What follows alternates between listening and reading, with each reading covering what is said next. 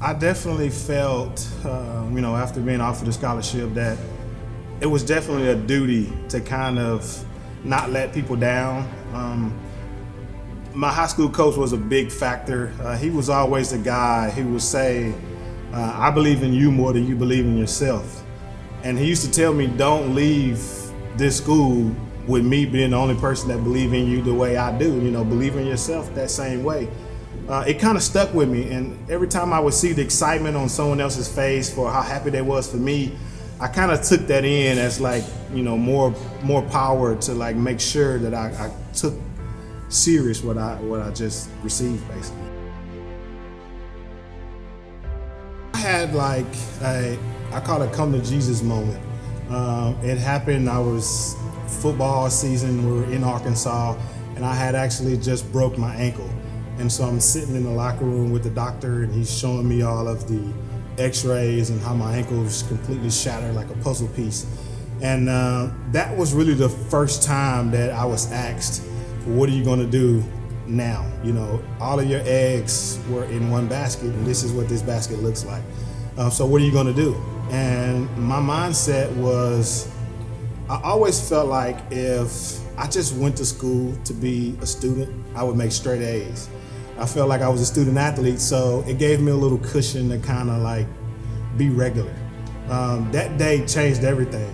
I realized that you definitely have to plan out what you're gonna do. And nothing that you think is certain if you don't have a backup plan to do it. Selvin is like a little brother to me. I mean, growing up, we did everything together. We played ball, we worked. When we went to work for my grandmother, he went to work with us. So we grew up pretty close. And now as older guys, we still have that relationship. So when he calls, I'm here. To see him graduate at that point, it was very emotional. To see him get to that point where he's put in all his work, it just, it's like he made it.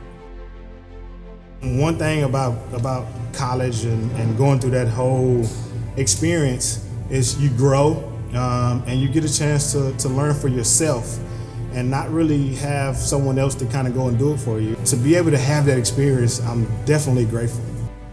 Going to the NFL, it was another opportunity for me to test myself.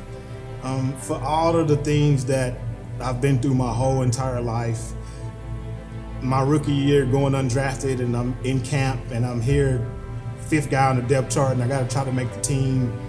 All I thought about was all of the days that I was back in the neighborhood, the street lights are on, me, Mike, and the rest of the guys out in the street playing high ball. It was just more so if you got it, you got it. And if you don't, be thankful and just give it all you got. I'm most proud of the man he's become. I mean, we've been many places. Football has been great to him, but to see him step away from football and step into life itself, and the company is going to be successful. Running the restaurant, we noticed that Tuesdays and Thursdays were slow days. So we decided to get a guy to build us a truck and take food to people instead of having them come to us. So we actually did that, and Tuesdays and Thursdays were double what we were making on the rest of the days during the week.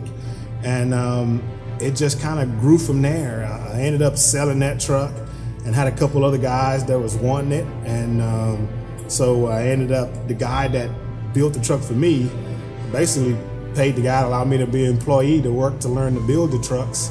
And we did it for a while, and my dad joined me, and we did it for a while. And my dad was like, hey, I raised you to kind of do stuff on your own. It's time for you to go and do it on your own.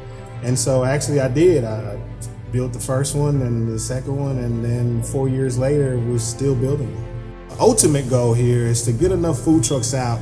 And then I have a little program where I have people sign up for, I call it Keep It Moving. For those that sign up, I take money off of their bill in exchange for service in their community that they're gonna be in. And so what I allow them to do is just basically go and gather a bunch of kids and feed them for free. And so those that do that, they basically are part of our Keep It Moving project.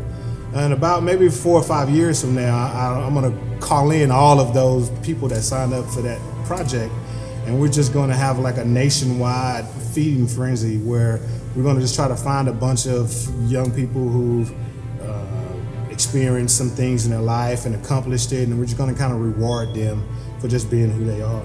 My name is Selvin Young, and my athletic scholarship changed my life.